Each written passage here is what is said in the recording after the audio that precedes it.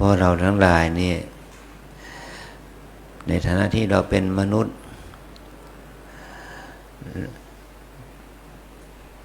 เราเรียกฐานะภูมิของเราเรียกว่าเป็นพวกกามภูมิกามภูมินี้มีอยู่11ภูมิด้วยกันภูมิเป็นเรื่องที่บ่อเกิดของ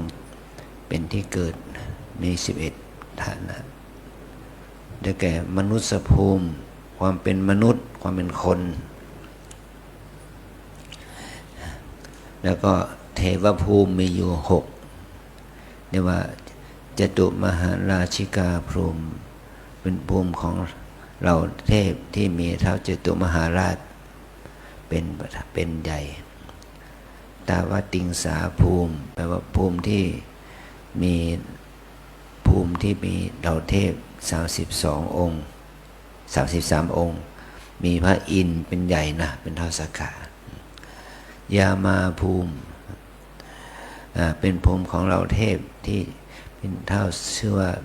เท้าสุยามะเทพบุตรนี่เป็นใหญ่ดุสิตาภูมิที่เป็นภูมิของเราเทพที่เป็นบุคคลที่เป็นผู้มีบุญมีเราเป็นพระโพธิสัตว์เป็นต้นนะมีสันตุสิทธิเทพบุตรเป็นใหญ่นิมมานีภูมิแปลว่าภูมิของเราเทพที่มีบุญที่ว่าจะได้สิ่งใดอะไรก็เนรมิตตนเองจะเนรมิตเอาได้รับว่าระนิมมิสะ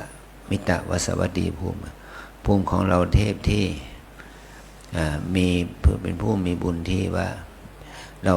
เทพผู้ที่รู้ใจเมื่อต้องการอะไรก็มีผู้เนรมิตให้อย่างนี้นี่ภูมิทั้งนี่เรียกว่ากามสุคติภูมิ7เป็นภูมิเขา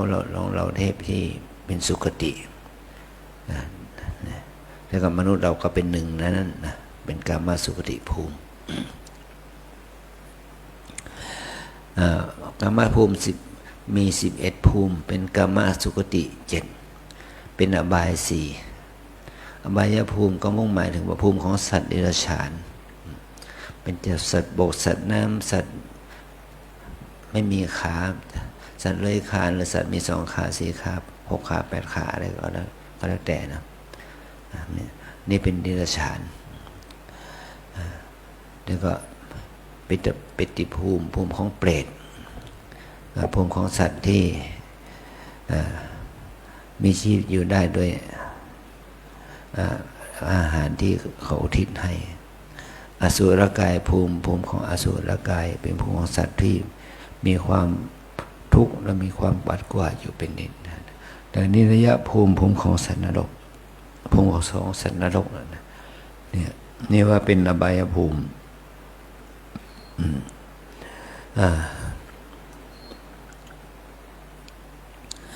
ที่เรามาพูดที่นี่ก็เพื่อให้เราได้มีความเข้าใจว่าอย่างมนุษยภูมิกับอบายอย่างเดรัจฉานภูมินะเดรัจฉานนี่เป็นสัตว์อบายแต่อบายเดรัจฉานเนี่ยมันที่ว่ามันไม่ได้อยู่ในฐานะเป็นเดรัจฉานข้างนอกแต่เป็นเดรัจฉานที่มันอาศัยกายเราเนี่ยอย่างว่าเป็นพวกพยาธิตัวตืดเขาจะใช้เดือนตัวแบนตัวใช้ตัวพยาธิในตับอะไรประเภทนี้นะว่าด้วยภูมิจิตของเขาเป็นเดรัจฉานแต่อาศัยกายของมนุษย์นี่แหละนะก็หมายความว่าภูมิของเทพภูมิของมนุษย์ภูมิของอบายสัตว์เนี่ยมันกำหนดด้วยสภาพจิตเดรัจฉานแม้นว่ามันจะอยู่อาศัยร่างกายมนุษย์เขาก็เป็นเดรัจฉานภูมิอันนี้เราเนี่ยเป็นเดรัจฉานสภาพจิตที่ทำให้สัตว์โลกเป็นไปต่างๆนานา ก็เพราะอำนาจของจิตที่มีความคิดมีความยึดมั่นไปในอารมณ์ต่างๆอย่างเราทั้งหลายเนี่ยเราทั้งหลายเป็นมนุษย์มีคุณธรรมที่บ่งบอกไว้ให้บ่งบอกว่าเราเป็นมนุษย์เนี่ยมันก็คือศีลห้าเองเมื่อมนุษย์นี้มีศีลห้ามีเจตนางดเว้นฆ่าในการฆ่าสัตว์มีเจตนางดเว้นในการลักทรัพย์ประพฤติผิดในกามมีเจตนางดเว้นจากการพูดมุสามีเจตนางดเว้นจากการเสพสุรายาเมาเรามีเจตนาที่จะงดเว้นกิจกรรมเหล่านี้นี่เราเรียกมนุษยธรรมธรรมที่สื่อให้เราเป็นมนุษย์แต่มนะแปลว่าใจอุสยะแปลว่าสูงมนุษย์ผู้มีใจสูง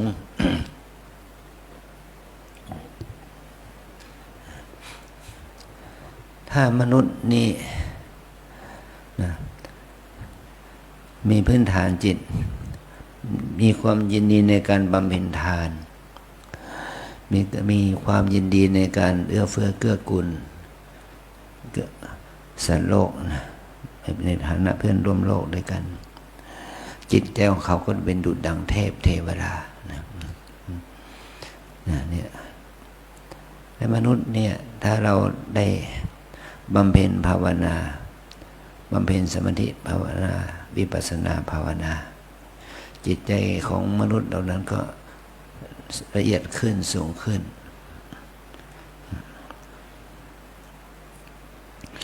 มีกิเลสอกุศลทั้งหลายเบาบางลงมนุษย์นั้นก็กลายเป็นจากมนุษย์ปุถุชนนี่นะ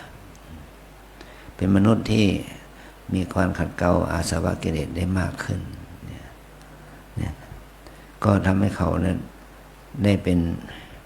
มนุษย์ผู้มีภูมิธรรมอันสูงขึ้นเป็นเทพเป็นดุจดังเทพเทวดาอินพรหมนะแล้วก็มนุษย์ที่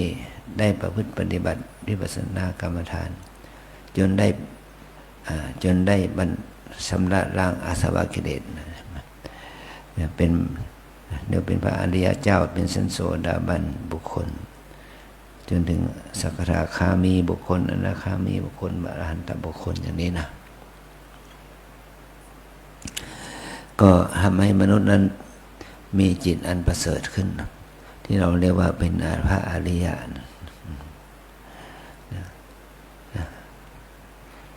จะเห็นว่าเราทั้งหลายในขณะที่เราปฏิบัติธรรม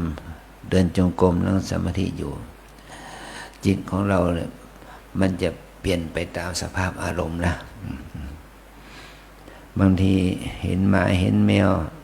เห็นนกแล้วก็เพลิดเพลินยินดีในความที่มีสีสันวรรณะของสัตว์กิริยาอาการของสัตว์ที่มันแสดงพฤติกรรมออกมาน่ารักน่าใคร่น่าพอใจเรายินดีฐานะของฐานะที่มันผู้ที่มันเป็นเนี่ยก็เหมือนกันเราชอบความเป็นเดรัจฉานมันนะชอบมือเท้าแข้งขามันนะก็เหมือนกับว่าจิตใจของเรานั้นมีความหลงมีความยินดีพอใจอย่างนี้นะมันก็ว่าบางทีเราก็ชอบสัตว์แบบแต่ละประเภทที่เราเรียกว่าคนมนุษย์เนี่ยจะรักสัตว์นะรักสุนัขรักแบบงูบ้างแบบสัตว์เดรัจฉานต่างๆนกบ้างปูปลาบ้างแม้แต่สัตว์เดรัจฉานที่เป็นพวกสัตว์มีเขี้ยวมีเล็บแบบว่าแมวสุนัขหรือว่าสัตว์ป่าเนี่ยเป็นเสือสิงที่เราก็ไปเพลิดเพลินยินดีกับมันอาหารของมันก็เป็นไปตามสภาพมันกินอาหารประเภทสัตว์กินอาหารประเภทที่เป็นเนื้อเป็นสัตว์บ้างเป็นกินอาหารประเภทที่เป็น พืชเป็นผักบ้างเราก็มีความพอใจยินดีในสิ่งนั้นก็เหมือนกับว่าเราจะได้ฐานะภาวะอย่างนั้นด้วยที่เราได้อ่านในชาดกที่ว่าบุคคลบางคนเนี่ยเป็นมนุษย์เนี่ยชอบในการประดับตกแต่งเหลือเกินมีความหลงไหลในความตกแต่งมีก็ว่าเป็นนางงามเป็นผู้ที่ชอบในการหลงไหลในการประดับตกแต่งเนี่ยด้วยกรรมนั้นพอเธอตายไปเนี่ยนึกก็เธอก็ไปเกิดเป็นเดรัจฉานนะเป็นนกเป็นสัตว์ที่เป็นนกเป็นนกมีสีขาวแข้งขาแดงหน้าตาแดงมือเท้าเล็บมันแดงปากจะงอยปากมันนี่ก็มันก็เดรัจฉานเนี่ยนี่ว่าเราทั้งหลายเนี่ยถ้าเรามีใจรักการประดับตกแต่งร่างกายเนี่ยนะมันก็จะทำให้เราเป็นเดรัจฉานนะมันเหมือนกับมันคนปัจจุบันนี้ชอบสักลวดลายตามเนื้อตามตัวแข้งขาหน้าตาเนี่ยมันเดรัจฉานมันก็ได้จริตอุเดรัจฉานนะมันเนี่ยถ้าเราชอบยินดีในการสักลายเหล่านั้นน่ะเราจะเป็นหญิงก็ตามเป็นชายก็ตามถ้าเรารักเราชอบนะมันจะได้อุปนิสัยของเดรัจฉานนะแต่ถ้าว่าเราพลาดไปแล้วเนาะสักไปแล้วเนี่ยก็อย่าไปพึงยินดีพอใจในลวดลายมันนะลายสักลายนะนี่นะมันจะเป็นอุปนิสัยให้เราได้เดรัจฉานจะสักเป็นมังกรสักเป็นงูก็จะไปเกิดเป็นงูเป็นมังกรนะเนี่ยเนี่ยมาผ้าไหมจะได้ตัวไหนในผ้าไหมนะอันนี้แหละเป็นความชอบความพอบางครั้งเราอันนี้เพราะจิตที่มันมีความชอบนะถ้าพวกที่ว่าเป็นพวกเปรตเป็นพวกมีความโลภมีความอยากได้มันเหมือนกับช่วงนี้เป็นช่วงกฐินเนี่ยเขาจัดโรงทานเยอะแยะนะโรงทานงานกฐินไอ้พวกที่ไปร่วมงานกฐินนะไปเอาโรงทานน่ะไปเอาอาหารโอ้มันแย่งกันเป็นพวกดูดังพวกผีพวกเปรตจริงแย่งกันจนคนที่แจกไม่ทันนะมันกวดเอามาหมดโต๊ะหมดเนี่ยมันแสดงความอยากเป็นเปรตฐานะเป็นเปรตมันก็เกิดขึ้นเขาเอาโรงทานมาวางไม่ทันหมดเลยไม่ทันวางเสร็จเนี่ยเจ้าภาพยังไม่ได้ยินดีอะไรเลยมันกวดเอาไปหมดนะมันแสดงถึงความโลภความอยากได้ความยินดีพอใจในความโลภนั่นนะมันคงไม่เหมือนกับพวกเรานะเพราะเราก็มีโรงทานทุกวันนะโรงทานสำหรับพระมีโต๊ะอาหารสำหรับพระเราก็เข้าไปให้ศีลให้พรโยมก่อนแล้วก็ให้ศีลให้พรโยมก็ทำมาถวายไม่ก็โต๊ะอาหารของโยคีก็เหมือนกันโยมก็รับพรจากโยคีด้วยเพราะเราก็ตักอาหารโดยสุภาพตักอาหารพอสมควรเนี่ยเป็นโรงทานที่มีศักดิ์ศรีหน่อยเพราะเราก็ตักในฐานะที่พอเหมาะพอควรหน่อยนะเนี่ยถ้าเราเป็นโรงทานแบบมือใครยาวสาวได้สาวเอาแล้วมันเป็นพวกเปรตเนี่ยมันกับจิตมันเดือดเป็นเปรตแม้แต่พระอาจารย์พระรูปหนึ่งท่านก็เล่าให้อาจารย์ฟังนะว่าพวกที่มาเอาโรงทานนะโยมเจ้าของโรงทานนั้นกับคนที่มารับทานเนี่ยด่าจุดเจ้าของทานนะว่าทำไม ให้เดี๋ยวทำไมเสียดายนะเนี่ยแล้วก็ถือโอกาสเขาแย่งชิงเอานะโยมก็ทำใจไม่ได้นี่แหละคือว่ามีสภาพจิตเป็นดุจดังเปรตยื้อแย่งแช่งยืดชุดกระชากเอาเขาของเขามาเป็นของมากินมาบริโภคเนี่ยนะนี่มันยิ่งกว่าเขาเลยเอาอาหารให้ดิงนะดิงมันยังจับเอากล้วยไปผลหนึ่งเท่านั้นเอาผลไม้ผลหนึ่งนั้นมันไม่เอาไป2-3 ผลนะแต่คนเนี่ยแย่งเอาใส่ถุงแย่งเอาใส่กระสอบกันเลยมันแย่ยิ่งกว่าสัตว์เดรัจฉานนี่นะเนี่ยเป็นเนี่ยเราเขาให้เขาทำบุญให้เราแล้ว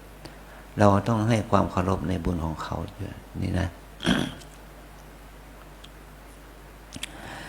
พวกเดรัจฉานพวกเปรตมันก็เป็นสัตว์ที่ไม่มีคำว่าอิ่มเนี่ยไม่มีคำว่าอิ่ม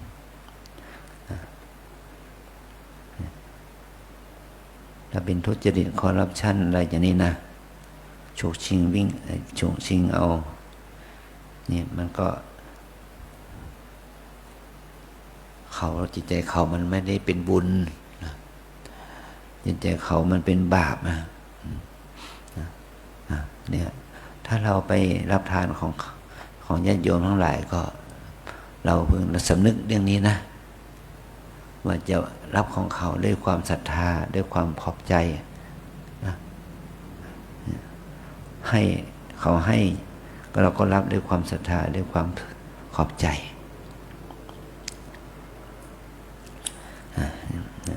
นี่ภูมิของสัตว์เรียกว่าที่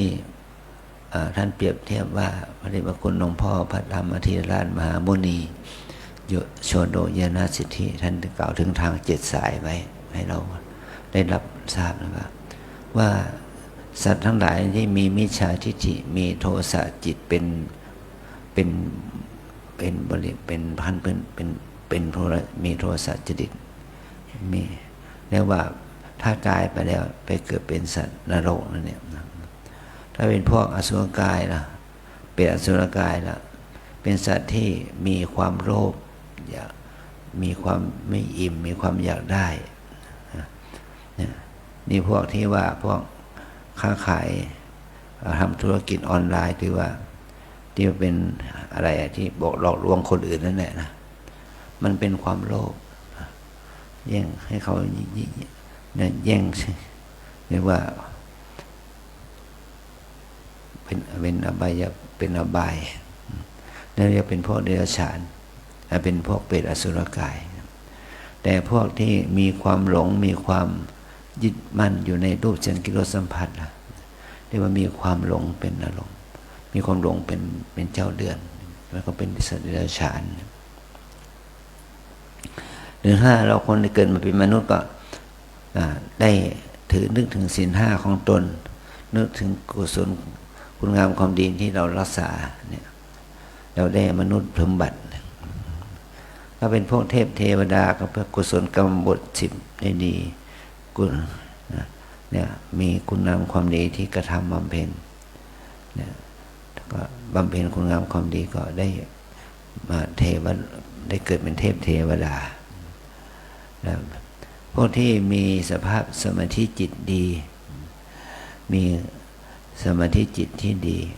เขาตายไปแล้วไปเกิดอยู่ในพรหมโลกเป็นพวกเทพพรหมแต่พวกที่นักเจริญวิปัสสนาจนได้บรรลุมรรคผลนิพพานนะที่ยังนี่ก็เรียกว่าบุคคลที่จะมีฐานจิตไปสู่พระนิพพานเพราะว่าเป็นทางไปสู่พระนิพพานก็เลยการเจริญวิปัสสนากรรมฐานจนได้บรรลุมรรคผลนิพพานนี่เขาเรียกว่าทางของจิตนะอารมณ์ของจิตถ้าเรามีทางที่ถูกต้องถ้าเราเจริญในสติมีสติสมาธิปัญญาถูกต้องเราก็ได้เดินทางไปสู่ทางที่ไปสู่ความดับทุกข์คือพระนิพพาน แต่จริงอยู่ที่ว่าเราบุญบารมีอินทรีย์เราจะไม่แก่กล้าเราก็ยังจะไม่ถึงแต่ว่าเราได้สร้างอุปนิสัยของเราไว้ถ้าบุคคลที่เจริญสมาธิสมถะภาวนาไม่ได้ถึงระดับรูปฌานอรูปฌานมันก็ได้เป็นอุปนิสัยบารมีแก่ตนนะอย่างที่พวกเราที่มาปฏิบัติธรรมที่นี่เราจะต้องบำเพ็ญทานรักษาศีลภาวนาอย่างให้มันมีกำลังอย่างยิ่งมันเป็นสร้างอุปนิสัยของเราไว้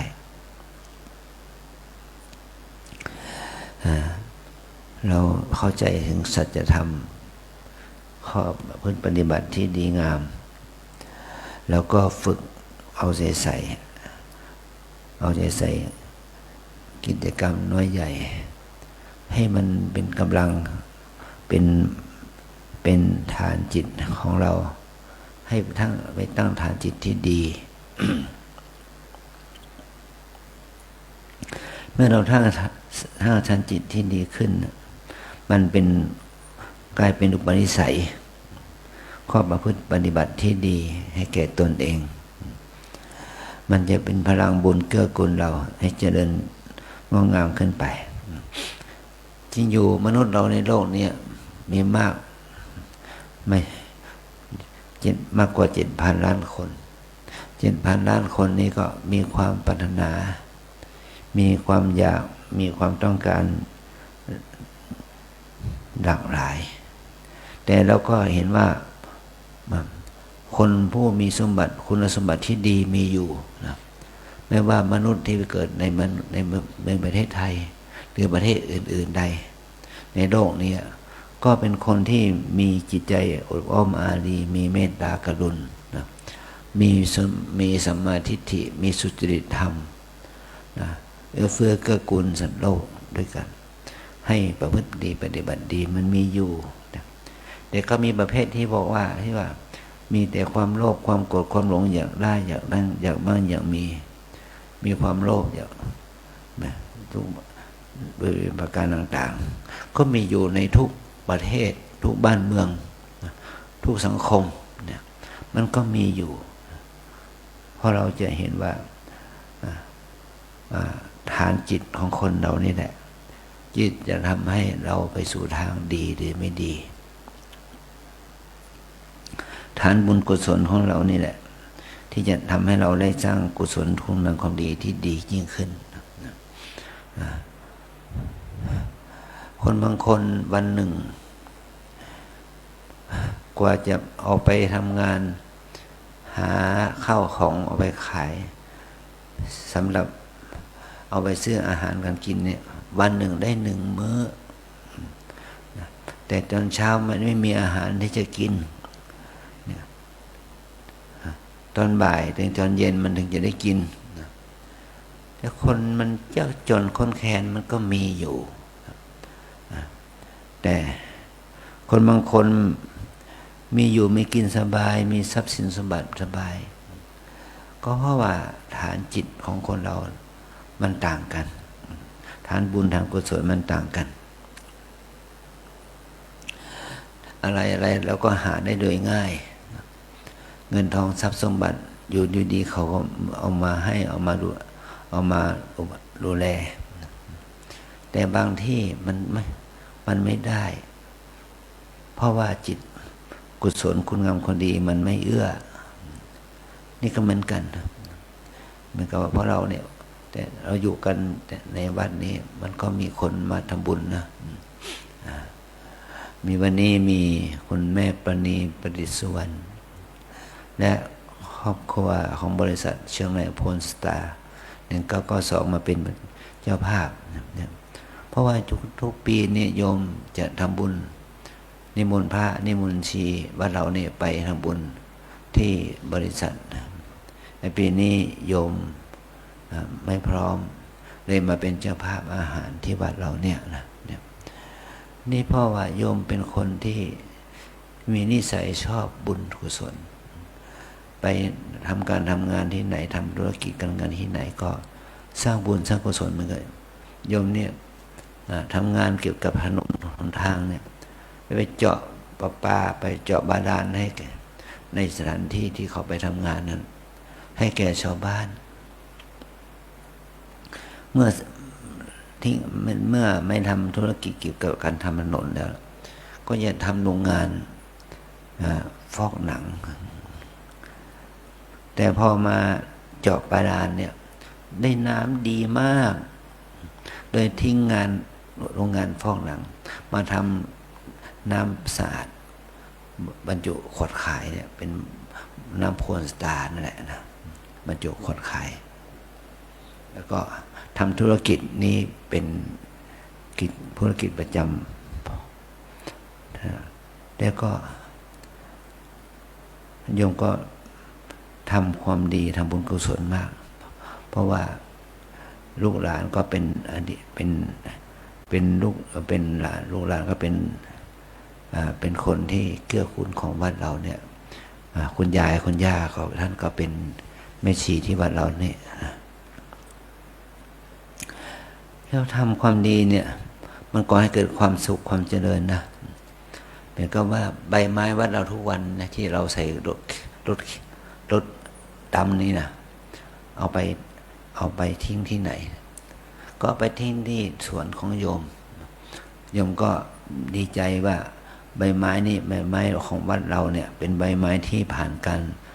สวดมนต์แผ่เมตตาพลังบุญนี้ก็เกิดขึ้นแกว่าอย่างนั้นนะเอาไปทิ้งที่สวนของโยมเอาไปทำปุ๋ย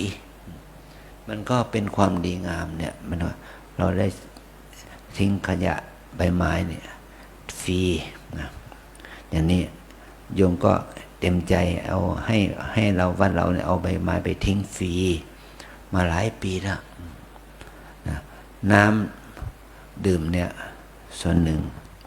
ถ้าว่าเรามีการมีงานก็ไปบอกโยมก็เอาน้ำดื่มมาให้แม้แต่น้ำในกุฏิอาจารย์น้ำก็โยมเขาเอามาให้ฉันฟรีเนี่ยถือว่าเป็นคนที่มีน้ำใจสูงนะก็ถือว่ามีบารมีเพิ่มพร้อมที่จะให้ทานนะรักษาศีลได้เจริญภาวนานะแม้นมาไม่ได้แล้วอายุมากแล้ว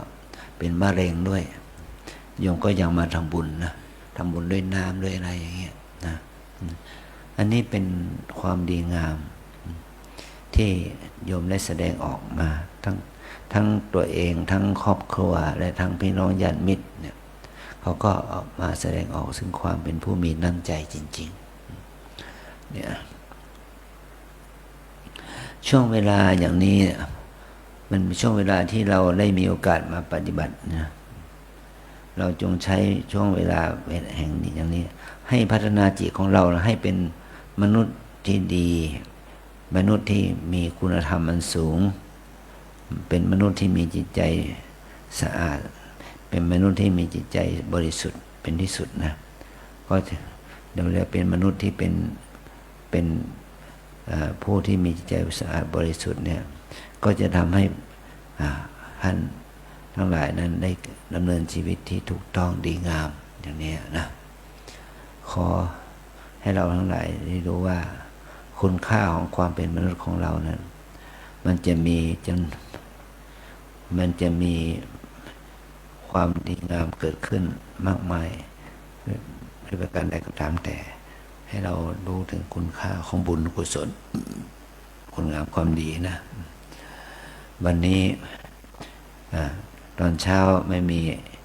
ฝนนะตอนบ่ายเนี่ยฝนลงมาอย่างหนักนะเนี่ยฝนตกมากหนักพอสมควร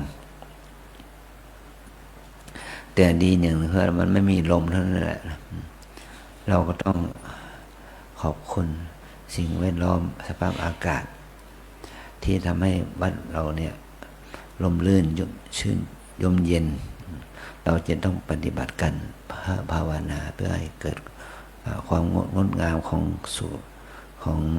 สภาพจิตของเราเนี่ยให้เกื้อกูลสภาพสิ่งแวดล้อมก็เอื้อเฟื้อให้เราจงได้สนใจในการพัฒนาสิ่งแวดล้อมที่ดีงามให้เกิดขึ้นแก่เราและแก่สังคมโดยรอบด้วยเนี่ย ว่าหวังว่าจะนำให้สิ่งบ้านเมืองเราเนี่ยร่มเย็นเป็นสุขนะน้ำท่าอุดมสมบูรณ์เอื้อเฟื้อแก่กุลการทำงานการเกษตรกันอะไรก็ตามแต่มันก็เป็นไปด้วยดีเพื่อก่อให้เกิดความสุขความเจริญในสมาปฏิบัติยิ่งขึ้นไปนะวันเวลาที่เรามีอยู่ขอให้เราได้ตั้งใจที่จะประพฤติดีปฏิบัติชอบเพื่อความอยู่เย็นเป็นสุขแก่ตนและแก่สังคมแก่ประเทศศาสนาพระมหากษัตริย์สืบต่อไปนะเพราะเราจะพร้อมกันกลับผ่านนะไหว้พระ